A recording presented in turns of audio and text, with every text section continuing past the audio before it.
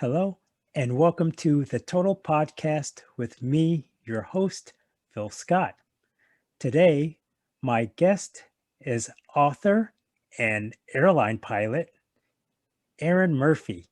Erin, thank you so very much for coming on the show today. I very much appreciate you taking time out of your busy schedule to do the podcast. So thank you, Erin. Thank you, Phil. I'm so excited to talk with you today. Thank you. Well, you have such an interesting story, and I can't wait to get started. Um, you're an airline pilot, and when I was doing my research, I saw that you fly 767s. Wow. Yes, yes. So that really humbled me because I'm just a drone pilot. So I fly drones, so I can't fly airplanes. So hats off to you, Erin. Well, the, That's the drone flying is quite the skill set. I mean, even a lot of aviation college curriculums are adding that in. It's blossoming. So don't sell yourself short. I yeah, know how to fly one.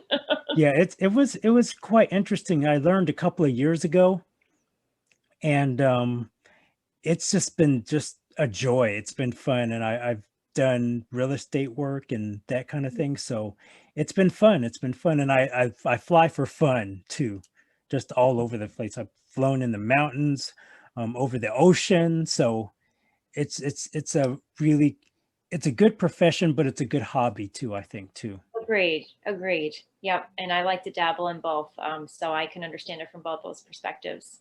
So I can't wait to talk to you about you flying and such. But first of all, I'm going to get into some of the things that I've learned about you. Okay. Well, you're an international airline pilot, and like I said earlier, you fly 767s. That's pretty cool. Yes. And you're involved in dog rescues, and that's what I wanted to talk about, the book that you're working on. And so I'm going to ask you about that and some other things. So without further delay, here we go. So Erin, first of all, why don't you share with us your background, where you grew up? Do you have any siblings? Um, your schooling, where you went to college, that kind of thing. Sure. I grew up, born and raised in Scranton, Pennsylvania. I grew up in a humble background, small 800 square foot, one floor house. We heated our house with coal, literally had coal delivered. So the whole coal mining vibe was really my life. It was really a part of it. I mean, if the fire went out, there was no hot water. Hmm. So I had absolutely wonderful parents who saw that I was very excited at the local air show in Scranton. That's really where I became interested and expressed an interest in flying. A friend of a friend of my father's knew an instructor. And again, with my parents' guidance, however, but I financially paid for every single penny of my flying. So I started flying when I was 14 years old, and I Wow. used to just do it periodically. I would save money from babysitting from the month and maybe do once a month. And then 16 years old is the youngest age that you can solo at. So I started to, I worked at McDonald's. I was a hostess at the local seafood restaurants. I was getting a little bit more money in my pocket. And so I did solo and did a couple of solo cross countries. And then once I decided to pursue it for college, I pumped the brakes just to come up with a financial plan. And then I went to an aviation school in New Hampshire, which saddens me to say that they have closed their doors, but the name of the college was Daniel Webster College in Nashua, New Hampshire. And I was able to walk to the airport right from my dorm room. It was a very small, intimate school. It was only 1,000 students. Wow. But it was a wonderful program. We flew motor gliders, we did aerobatics, and then I became an instructor there. So my degree is a bachelor's degree in flight operations. That's the title of it. After flight instructing for several years, I flew for a corporate company in Manchester, New Hampshire that single engine turboprop Pilatus PC-12, flying corporate, fractional ownerships. And then from there, I started to get a little interested in the airline life. But airlines were never really my goal. I just knew I wanted to fly, and I just was happy to kind of see where it took me. So I flew for a company that is modeled from or I guess I should say the TV show was modeled from it. Wings. Are you familiar with Wings? Yes. Yeah. So I Yes, flew. Tim Daly was on that show. Yes, yes. I flew for Cape Air. And in fact, a little fun fact is the actual aircraft that was used to film that show, I actually have hours in that actual aircraft. Very cool. Cape Airplane. So that's as close as fame as I'm probably ever going to get. So I've got any opportunity I could boast about it, I'm going to go ahead and take it. So I'm doing right now. That's So very cool. yes, I flew for Cape Air for 2 years. I initially started flying the mail there. So as in the postal mail, the Cape Air had an air service from Hyannis, Massachusetts to Nantucket and delivered huge, containers of mail. The seats would come out of the back of the Cessna 402 nine passenger aircraft. And then when it was time, a busy weekend, the seats would go back in and would go into passenger service. And then ultimately I flew passengers there. I did that. Almost everything is 2 years. April is my month of change. Every time I got a new flying job was the month of April. Interesting. I know, very weird pattern. Spring, new beginnings, the whole thing. It can get very spiritual if you think about it heavily, but it's true. So then this was after 9/11, so I was confused. I didn't know what I was going to be doing. And every job that I got, I always had this feeling of, well, maybe this is it. Maybe flying the Pilatus for the fractional is it. Maybe, no, that doesn't feel right. Maybe Cape Air is it. I like this. I have family in the area. And then every place I was at, something started to shift. And what shifted for me was after 9/11, and there was a lot of major airline pilots furloughed that were flying at Cape Air. And I interpreted their frustration as, oh, they just lost something really good. They're upset and they're frustrated because there's something going on there. Of course they're frustrated because of all the obvious reasons I think we can all list. But Right. what they felt like they lost, they were grieving. It felt like a big loss. And I thought, okay, I need to check this airline thing out. And so how I reconciled it in my head was, okay, Erin, what's the big deal? You go and fly for a major airline or even a regional airline for 5 to 10 years and you don't like it, but you've got a feather in your cap. Hey, at a dinner party, I flew for an airline for 5 to 10 years. Like, what is so horrible about giving it a shot? And so that's kind of what ended up motivating me. So then again in April, I got on at a regional airline at the time called Chautauqua Airlines, flying an Embraer 145, regional jet, about 43 passengers. And then my 2 years was up there, and I got hired on at Continental Airlines in 2006 on the Boeing 737. I lived in Houston, and then I transferred out and changed aircraft type. That's when I started flying both the 757 and the 767. I've been on that equipment type since 2008 in Newark, New Jersey. And I'm primarily fly international. It's my favorite. Now, when you're flying like 737s, 757s, 767s, is there a huge difference at all in flying those three different planes? There is there's a feel factor. I would, describe it as a difference of having power steering or not. Not like either one is not doable, but it just takes a matter of getting used to it. It's hopping in a sports car versus a minivan. It's going to Right. take you a minute to kind of, you can do it, but it's going to take a minute. And so that's where all the training and things comes into play. But every time you change an aircraft, it's usually about 6 weeks of training at training campus. And so United's training campus is in Denver, Colorado. So Mhm. it looks like the size of like a small community college. And I believe at the moment they have about over 40 simulators. So they're ready to, they're not going to let you walk out of there until you're feeling good about yourself in addition to them.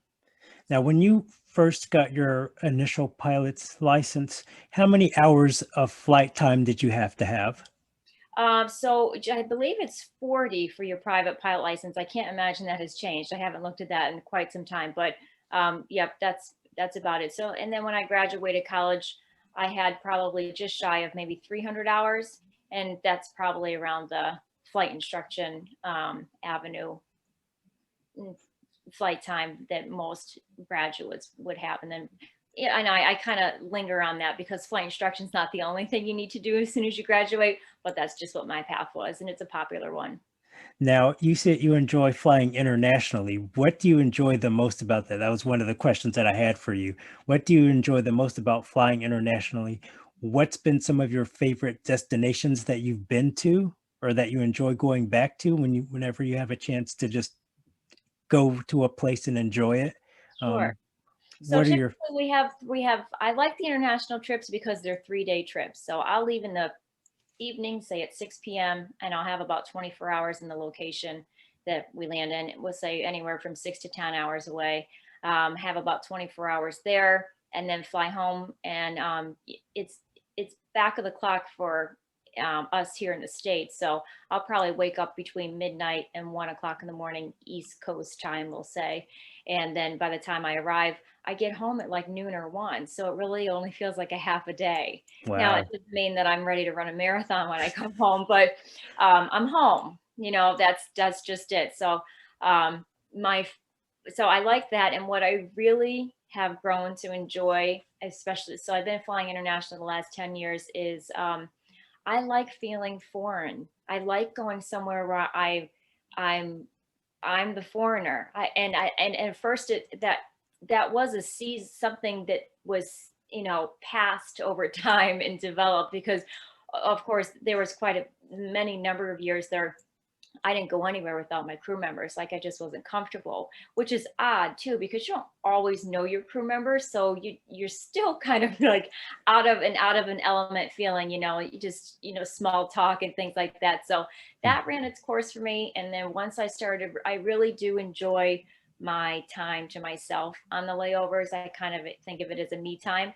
And I have to tell you, from a confidence standpoint, finding my way around a completely foreign place and then getting back to my hotel that night. And even if I just did one small sightseeing thing, or if I just found a couple of cool local parks, I find that as a confidence builder. I thought, man, look at it. This was cool. Yeah, I did it. I didn't know any. I can't even, Greece, for instance. I don't even know the alphabet, let alone try to. And then I can even go somewhere as simple as Hawaii, and Mhm. I'm so challenged by not knowing another language that, well, it's a challenge for me. So I feel like I've kind of gotten over that challenge throughout the layover. So it's just like this big wave of enjoyment mixed in with confidence. I just love it. I love learning new things. That's just Erin in a nutshell. I like to learn new things, and touring around, even if I only have an hour or two, is calling me for sure. Now, tell me, Erin, how did you get involved in dog rescues? How did that come about?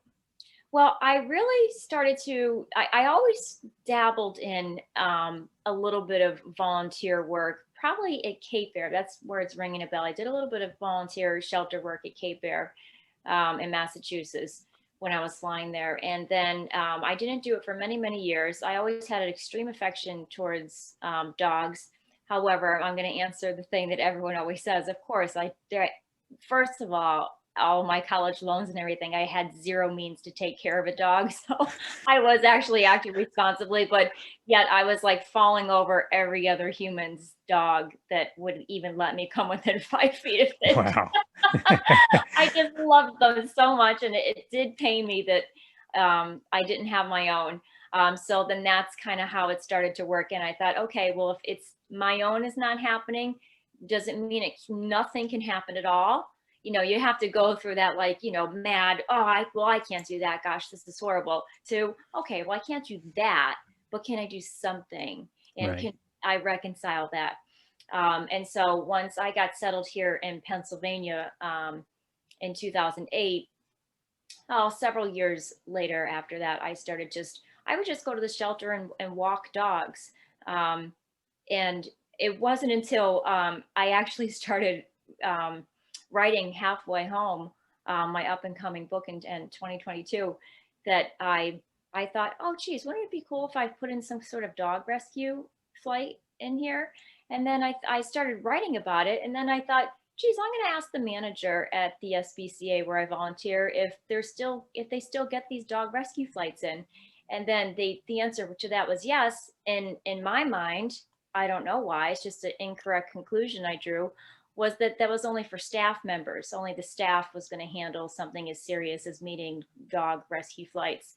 And I was incorrect. It was open for volunteers. So the old adage, you don't you don't ask, you don't know until you ask, right? Right. Hmm. So once I knew, I was all over it. I mean, I do still periodically go to the shelter and walk the dogs and pitch in and help out with care or adoption events, but my heart was just like, what were you waiting for, girl? Get to the airport. And this was, I mean, from the first flight, I that as soon as that cargo door opened and I saw all those dogs, I just thought this is exactly where I need to be concentrating my volunteer work.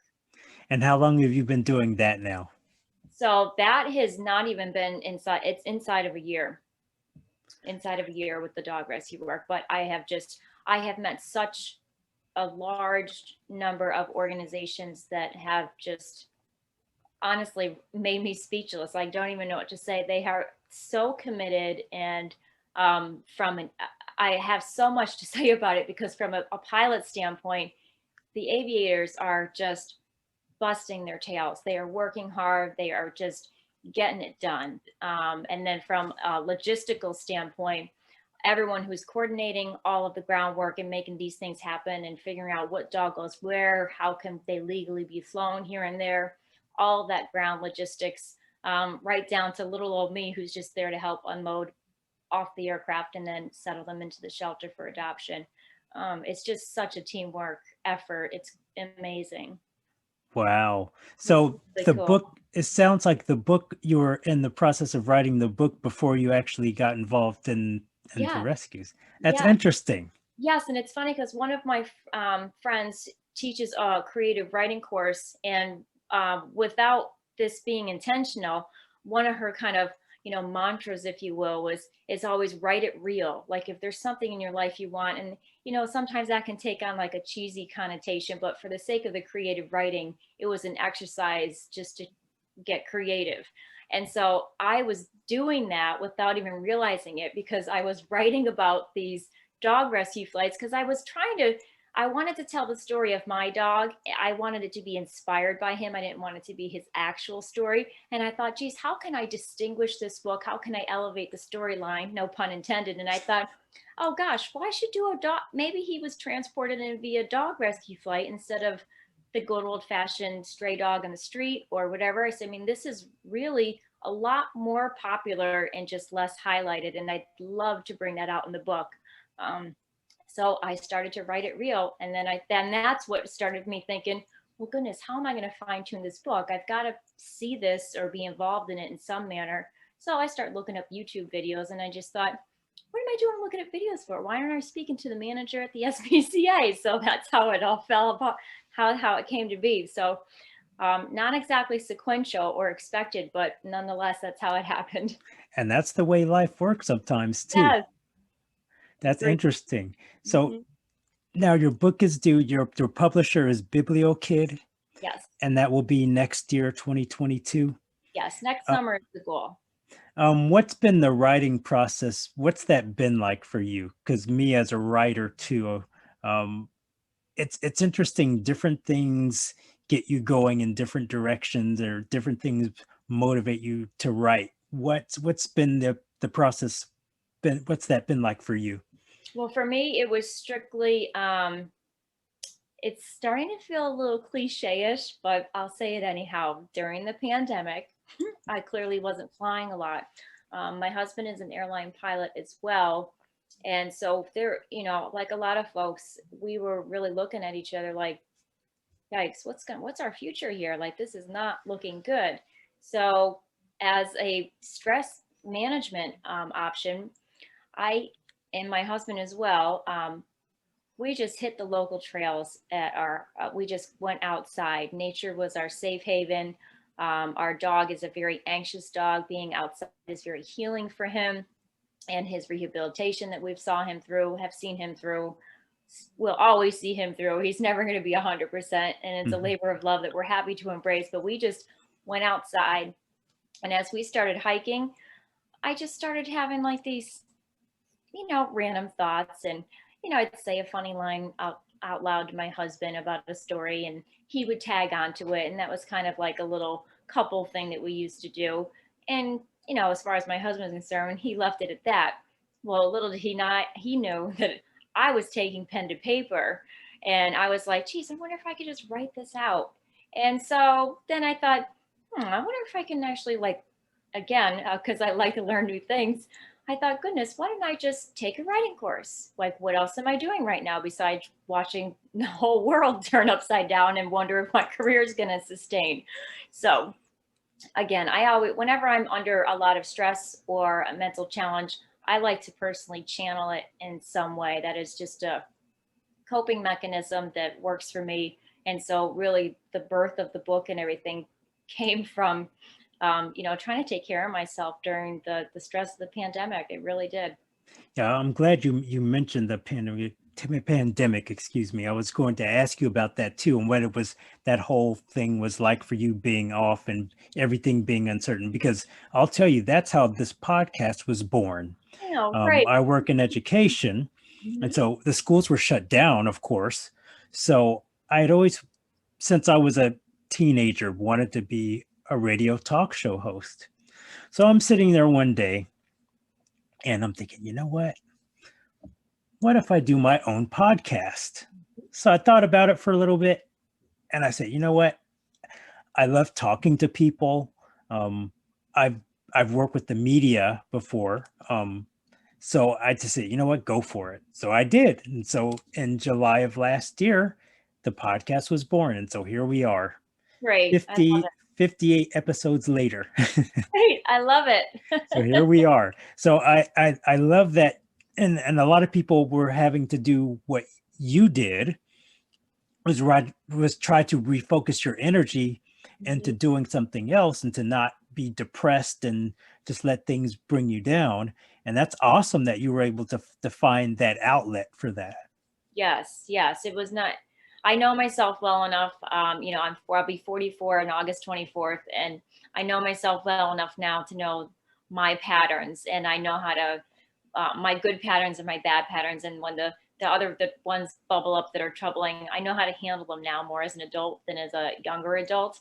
And so when I know if a stress is mounting or things are on my mind, um, the old adage, the idle mind is the devil's workshop, that I Right. am candidate for that. So I just, taking care of my mental health sounds too heavy of a statement because it feels like more like maintaining, like maintenance, like Right. you're taking your vitamins. So I know I need to take my vitamins. So now I know getting outside in nature is good for me. Having a goal, even if it's a story that's never going to leave my notebook, that is something that is satisfying to me. And then complete the completion too. So I this whole next year with the book is a wonderfully short time frame to Mhm.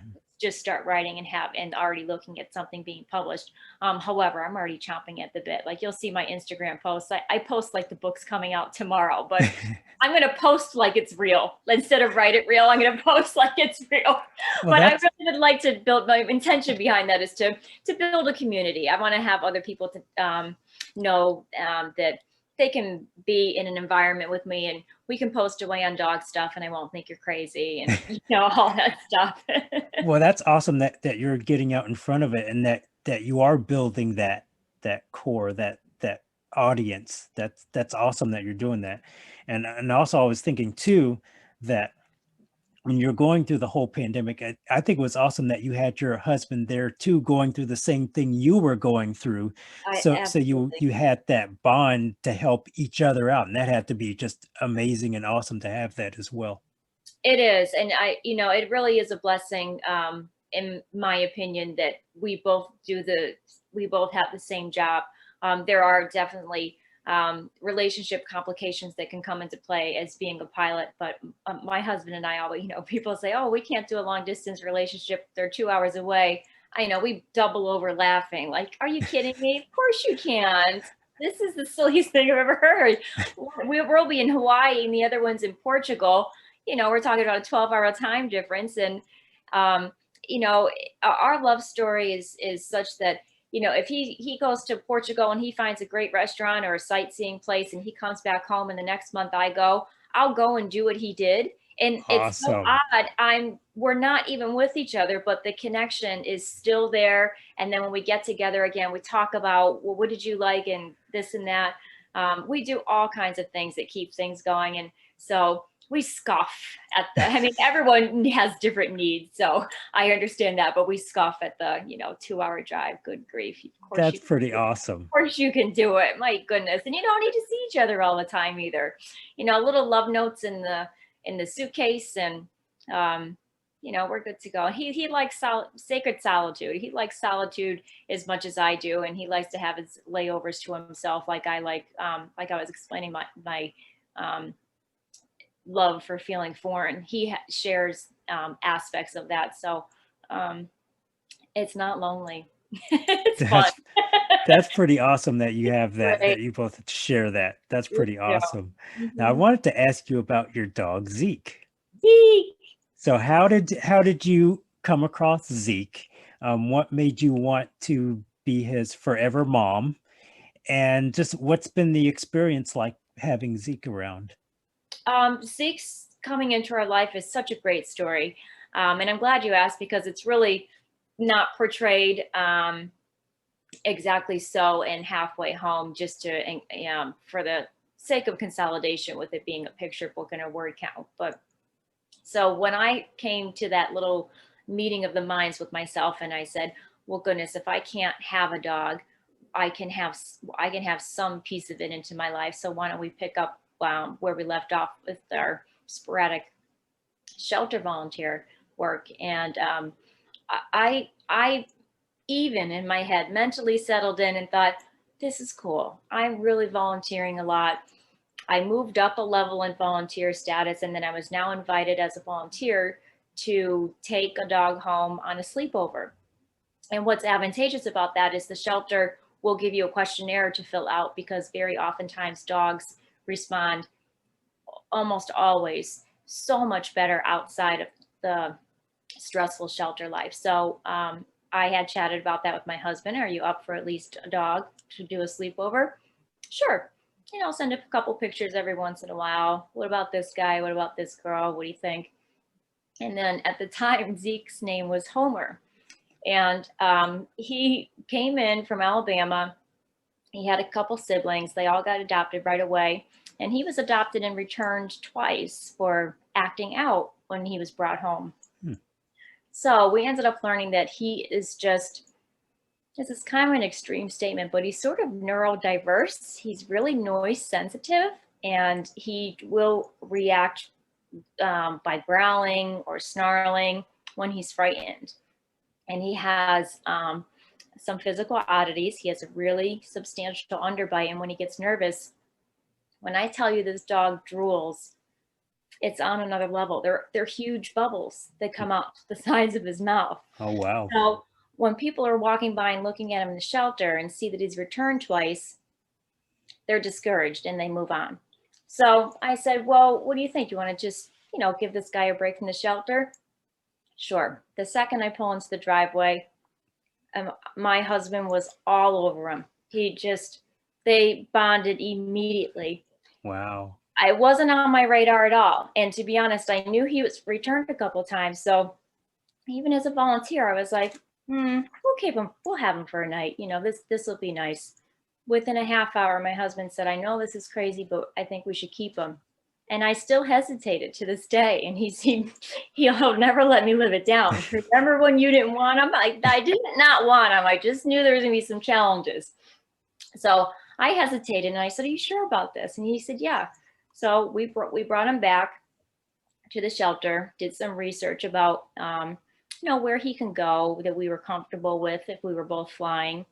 We found a wonderful facility that I can't even call it a kennel. It's just this wonderful, luxurious place for dogs that we were more than happy to have him stay at. And they made us feel very comfortable. Like we started to explain, geez, we're thinking about this dog. They sort of just did like a timeout, like, look, we're here for families that travel. Just because you travel, it doesn't mean you can't have a dog. Right. And again, that was one of those moments you just really need to have someone else interject like that, because our whole careers, we just kept coming up with excuses. And people that were not in aviation looking at us from the outside were a hard no, like, oh, no way, you can't do that. It's like having a toddler. What are you going to do? So we came up with a plan that we were comfortable with, and we adopted them, and we haven't looked back ever since. Now, how long have you had Zeke now? We have had him 3 years. 3 years. Yeah, three And years. how old is Zeke anyway? So this September he'll be four. Oh, wow. So he's Yeah, still a young September dog. 17th, if anybody wants to send a card. So Yeah, he's still a youngster in dog he was years. 9 months old, 9 months when we adopted him. Oh, wow. What's been the most fun thing about having Zeke around? Zeke is he is unlike, and I mean, a lot of people say these things, but he's really like unlike any dog. He has a lot of human characteristics. His body language is very funky and humorous, and I just love him to death. He's not very conventionally attractive, but of course we adore him. He's just brought so much love into our home. Is he comfortable being around strangers? Nope, he's nervous. So he's just nervous all the time, unless he's with you or your husband. Exactly. Yep. He is. Um, He'll warm up, but he doesn't really like his head touched, and mhm. so most people want, immediately reach out to touch him, and he'll recoil from that. He'll Interesting. go back. So do you know about his backstory? Um, Yeah, my knowledge is now Zeke was, to my knowledge, not transported by air, which is why it wasn't something forthcoming to me when I just started writing the book. But he was found in a house in, excuse me, Alabama with 45 dogs in it. oh, wow. So all the loud noise, all of the neurosensitive stuff, I think he is just a response to the environment he was in. That makes sense. Yep. Yep. So I wanted to ask you too, um, about the book. What age range do you have for the children reading that book? Right Um, now, it'll likely be 4 to 8. mhm. However, there's a discussion about it possibly being 5 to 9. Now, are you going to use actual photographs, or are you going to have an illustrator, or how will that work? A little bit of both. Yeah, Interesting. I'm so excited for the illustrations. They're like my favorite part. And I don't know. I have so many. I've had this movie reel going in my head for so many so many months now, and I've rewritten it so many times that it's just, I can't wait to see the shape it takes. For you, writing the book and going through this process of doing the book, what's been the biggest lesson so far, that or lessons that you can take from having gone through this process of coming up with the idea for writing and then getting your ideas down on paper? What's been the most important things that you've learned so far, just with the entire process? Um, from the standpoint of getting involved in the rescue flights, uh, ask. Just Mhm. ask. Just start a dialogue. What's going on here? How can I get involved? Can I get involved? The same old adage, all they can say is no. Definitely, if something's gnawing at your craw, go ahead and pursue it. And as far as the writing goes, I would say the story is, to me, metaphorically like an onion. There's all these layers that are coming off, and I'm still doing some of my final edits, and I just cannot wait to see when I'm down to that very last piece. Like, there's been so many rewrites that I thought, no, that's not right, and sleep on it for a week or so, go back, tweak it or so. It 100% was right. And every time something is taken out, I do have the syndrome of it's killing off my darlings, and Aw. and I'm like, oh, I worked like a month to get that line just right, and now we're taking it away. So maybe over time I'll get a little more seasoned with that feeling, but it is uncomfortable. However, what is taking shape with it, I mean, I have just reached a community that I never anticipated being as supportive and excited. All budding authors that I have been able to commune with over this, tapping into the aviation aspect of the rescue world. So many people know that I'm, pursuing just this one little book. I'll tell you what, I'll never pick up um, any children's book with any kind of, oh wow, this is cute. No, it's not just cute. It's a So, process. oh my, it sure is. It sure is. So yeah, I'm excited for all that lies ahead for sure. One last thing that I wanted to ask you about that, about just the writing and the flying. Um, it seems like there's this wonderful symmetry that you've got going between both the writing and now and flying, and just everything just seems to be clicking. And when something's right and it's meant to be, things just seem to work out. And it seems like that's been the process for you. What has it meant for you to have all of these things fall into place for you like that? A lot, a lot. I mean, um, I do a lot of thinking about it. I'm a regular yoga practitioner. I mean, I've even brought the thoughts to my yoga mat with me, like, where am I going with this? What am I doing? And there really felt like there was this long void period of maybe I'm just dabbling, and that's okay, right? Okay, it's the pandemic. I don't know what's going on. I might just be dabbling, but I'd be lying if I didn't say out loud that there was something, that little something that's just like, no, just go one step further. Take that writing class. Okay, now take that next writing class.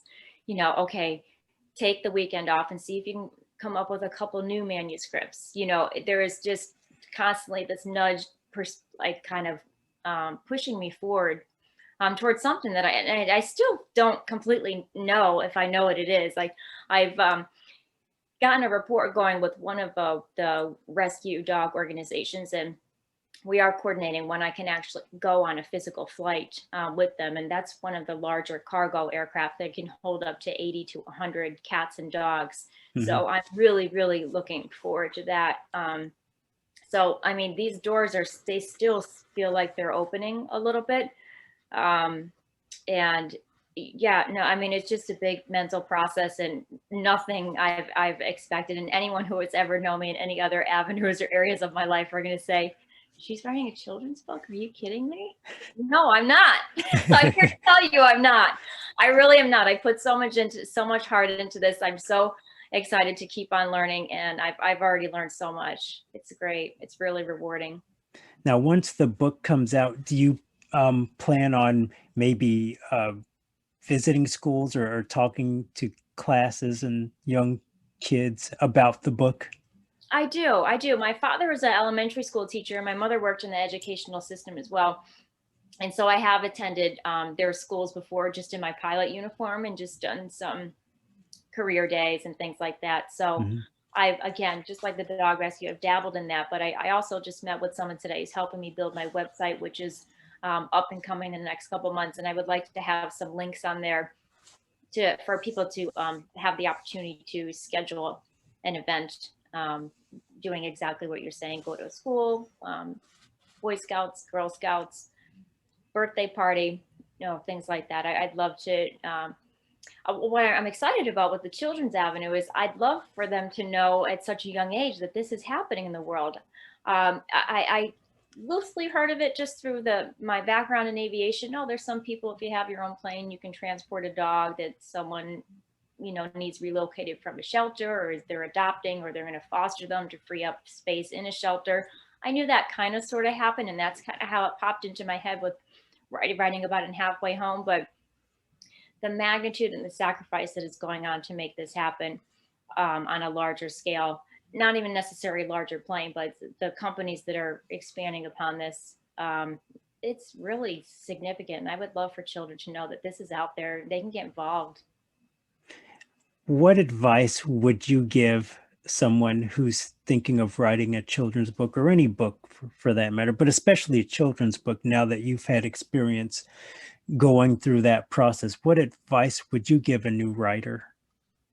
I would absolutely take courses first because I just started to write. Not like I'm in any sort of a race, but it will save you time in your rewriting skills in general, in my opinion. Like mine, well, they were non-existent.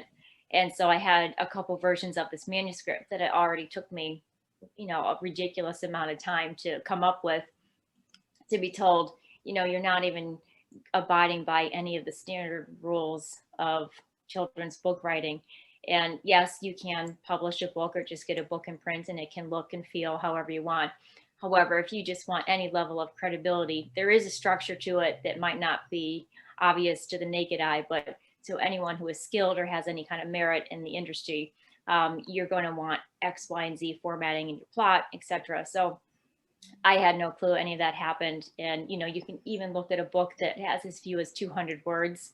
There's going to be an arc and there's going to be a problem, or, Right. so that is built in there. And it really is a craft to encompass all of that in, such a short period of time and short word count.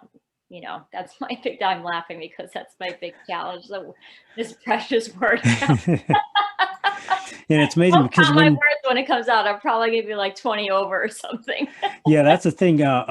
When you're writing anything, especially a children's book, that there are certain word counts that you try to stay within, and Yes. especially, I mean, you have more freedom when it's a longer, like a 10,000 word book that you're trying to work. But when it's more condensed, then you're right, it's tougher. Yes, and I imagine, like we were remarking earlier about the illustrations, I imagine after I get some more experience with this, um, I'll have more confidence in shaving the words off, and I won't struggle with the killing my darlings as much because I'll finally have something tangible to see. But the illustration is going to capture all that. The illustration can emote that for you. That's my big one. Like if there's someone who's having an emotion in the book, I feel the need to say a sentence or two when really it can just be an expression on their face in the illustration. And so I'm having a hard time letting go of that.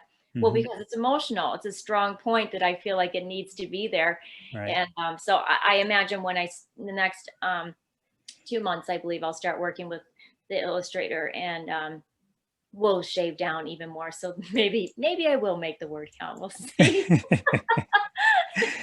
You'll get there. We'll get there, You'll right? definitely get there. I will. It's such a journey though. You think, oh, I'll shave this down. And then, you end up editing another section. You just added in the words that you just took out. It's from a word count standpoint. It's like, good Lord, go to bed and look at this next week. Yeah, it can definitely be a challenge, but you're doing it, and that's awesome. I'm enjoying it. Yeah, I am. Now, Erin, finally, you mentioned your social media in your website building, so you don't have that done yet, but hopefully you'll let me know when you get that done, and I'll make sure to put it out there too, because people are just gonna love it. They're gonna. I hope so. I mean, to my knowledge, there is another outfit out in California that is a dog rescue flight service, and they are working on a book. So, to my knowledge, their book and my book will be the first two books that actually have any aviation rescue element in it. There are plenty of wonderful, inspiring books about dog rescue and shelter and adoption that are all platforms for inspiring me to write in general. But as far as taking it to the sky, the outfit out in California and myself will be the first two books to have the aviation element in it. So I'm really excited about that. Really proud That's of awesome. it. Mhm. That's awesome and very fitting too. So Yeah. that's awesome. So why don't, if you would, Erin, tell us your Instagram, share your Instagram with us and where other people can find you on the internet. Yes, my Instagram is Erin Murphy Books with an S because I'm writing it real, and I hope that that S turns into multiple books. So we're just going to go with Erin Murphy at Murphy Books on Instagram, and I am in the process of formulating a business page on Facebook, so it will be the same. It'll also be Erin Murphy Books. Awesome. Well, Erin, I thoroughly enjoyed our interview this evening. Thank you so very much for coming on the podcast today. It's been an honor and a pleasure having you on. You're just a joy to talk to.